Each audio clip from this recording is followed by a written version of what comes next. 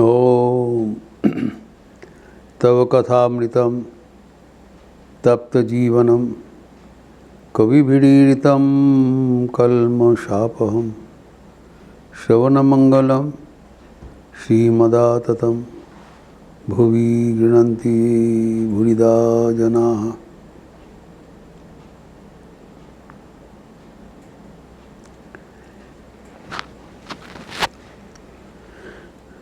हम लोग देखे हैं कि श्री रामकृष्ण के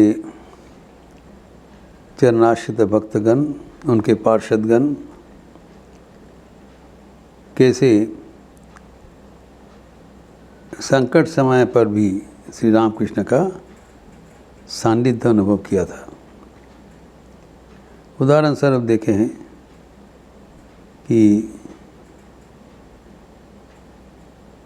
स्वामी अभेदानंद जी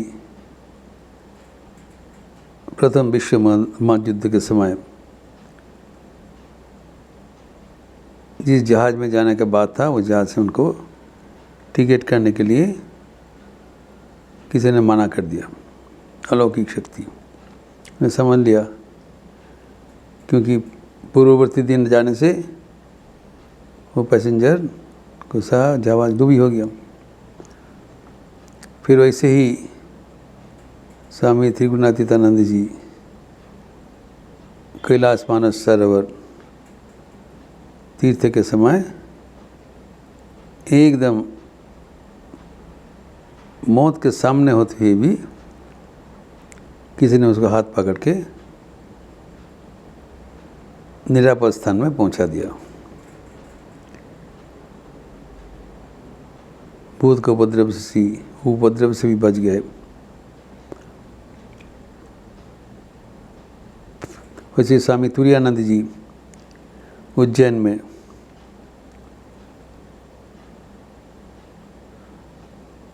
कोई पेड़ के नीचे सो रहे थे। रात में अचानक तूफान उठा, किसी ने उसको धक्का देकर उठा दिया और वो स्थानांतरण के बाद ही अचानक एक विशाल जो पेड़ का डाल गिर के वहाँ पर गिर गया। अगर रहते तो जख्म हो जाते तो मर जाते। वैसे हम देखते हैं कि स्वामी सुबोधानंद जी के जीवन में भी जो घटनावली है वह हमें प्रोत्साहित करते हैं, अनुप्राणित करते हैं ठाकुर के जो रक्षा कवच है उसके भीतर हम लोग सब are being protected by him.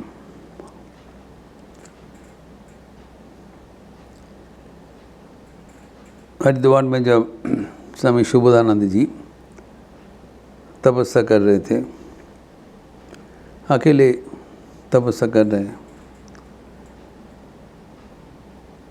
और उस समय बीमारग्रस्त हो गया, व्याधिग्रस्त हो गया। साथ में कोई है नहीं और भिक्षा से ही जीवन यात्रा निर्वाह होगा। भिक्षा करने का भी सामर्थ्य नहीं है, बहुत ही दुर्बल हो गया।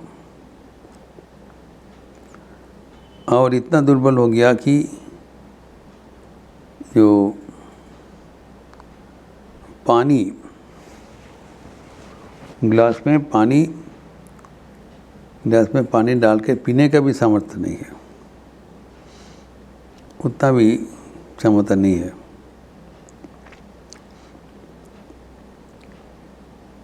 तो एक दिन ऐसी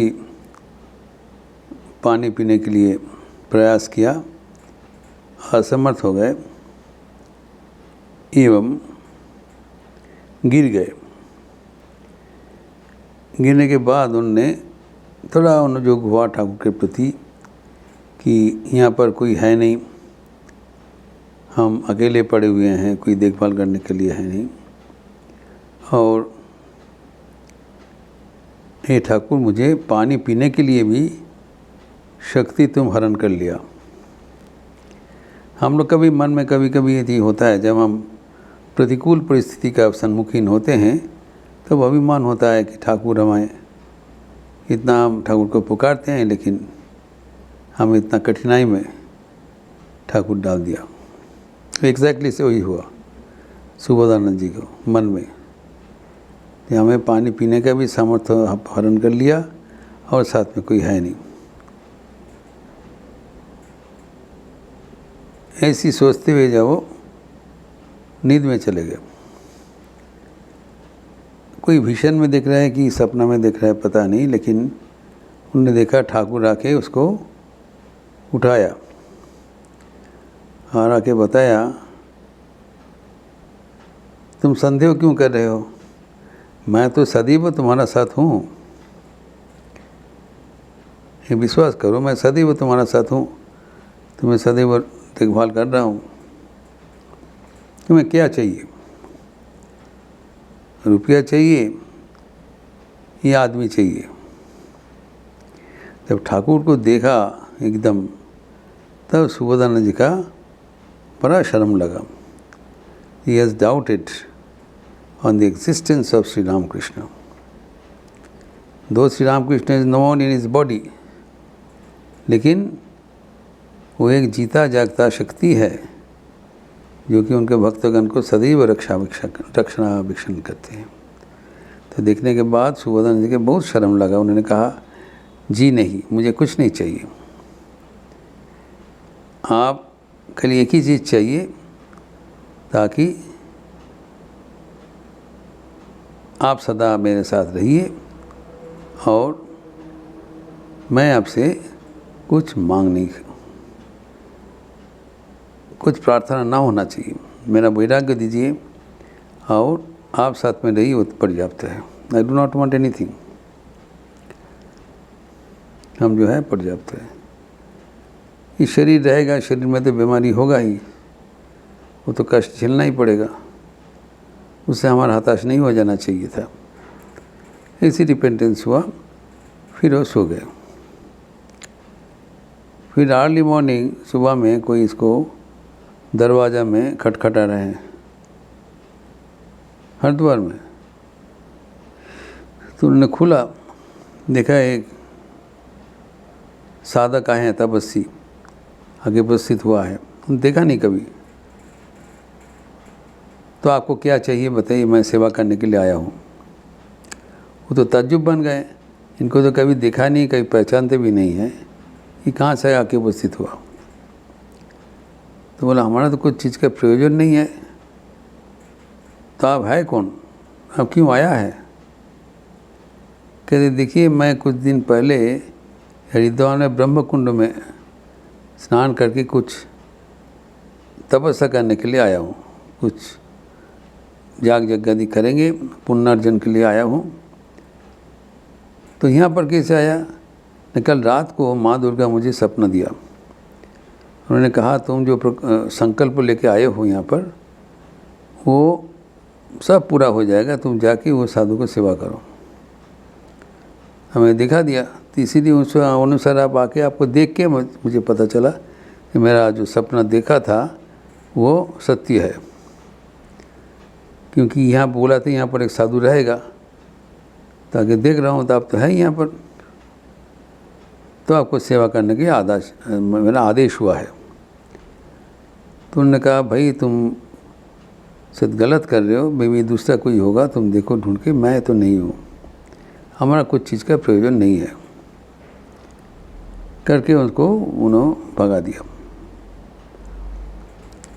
थोड़ा देर बाद देख रहे एक सन्यासी आए हैं उनको पास, उनका अचानक 50 रुपया मनी ऑर्डर मिला। उस ज़माना में 50 रुपया money order is a big amount. वो आके उपस्थित होकर बोल रहे हैं, देखिए मैं ये 50 रुपये मिला है और मेरा कुछ प्रयोजन नहीं है, और मैं आपको देख रहा हूँ आप बीमारी है, कुछ असुविधा है, ये पूरा पैसा आपको सेवा में मैं लगाना चाहता हूँ, आप कृपया ग्रहण करें। तब सुबोधानंद जी देखा, जी अरे ये तो ठाकुर का वो ये चुनौती दिया था, तुम्हें क्या चाहिए? तो उन्होंने हाथ जोड़ करके बोला, हमें कुछ नहीं चाहिए, ये हमारा कुछ प्रयोजन नहीं है। फिर दूसरा दिन वो साधु आके उपस्थित हुआ, जो दुर्गा जी का जो दर्शन हुआ था, जी आप तो मेरा सेवा नहीं लिया, लेकिन दुर्गा जी पुनः आविर्भूत हुआ और उन्होंने कहा तुमको बोला था उनको सेवा करने के लिए, तुम क्यों नहीं कर रहे हो, तो कृपया मेरा सेवा ग्रहण करें। तो सुभद्रा जी बड़ा बिस्कुले पड़ गए। तो उन्होंने तब ठाकुर को प्रार्थना किया, ठाकुर मुझे और आप परीक्षा ना ले और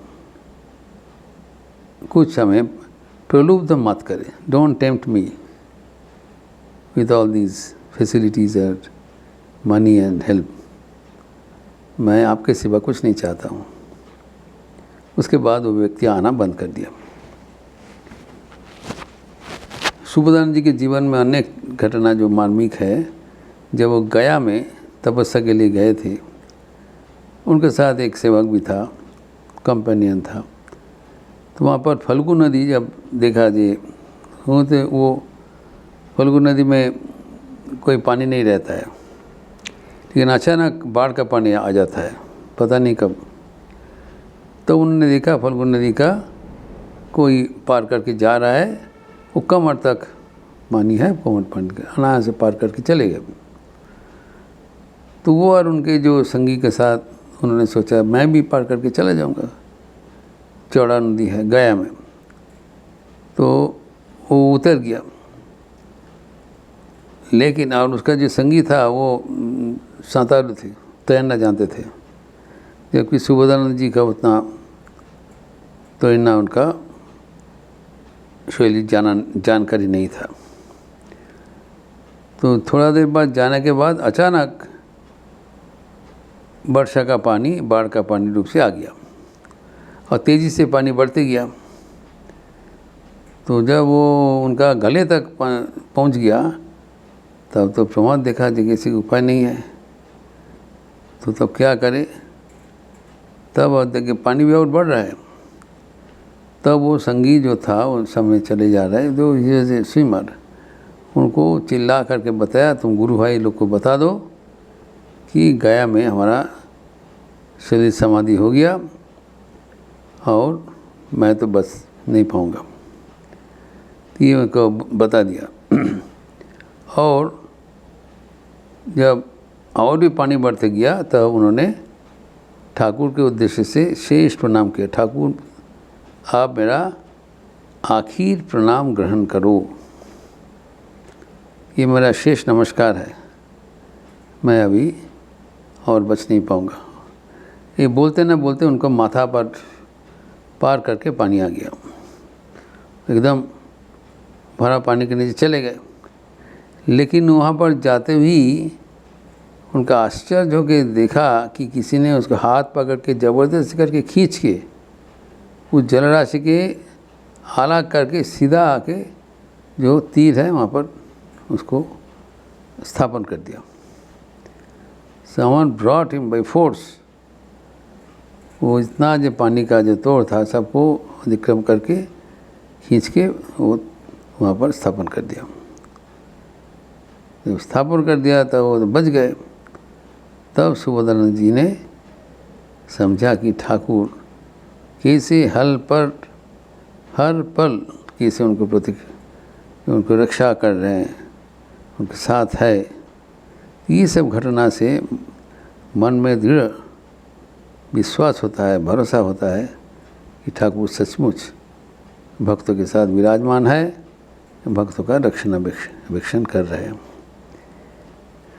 तो ठाकुर का जो ये अद्भुत लीला, ये हमें सर्वदा याद रखना चाहिए एवं इस प्रसंग का और भी बढ़ाते हुए अगले दिन हम और कुछ तत्व प्रदर्शन करेंगे। ओम शांति शांति शांति। हरि ओम तत्सत। श्री राम कृष्णार्पणमस्तु। आज मंगलवार का अवसर है, शाम को हनुमान चालीसा होगी। आप लोग सब स्वागत है, एक साथ हनुमान चालीसा भजन करेंगे। अच्छे रहिए, स्वस्थ रहिए, आनंद में रहिए। नमस्कार।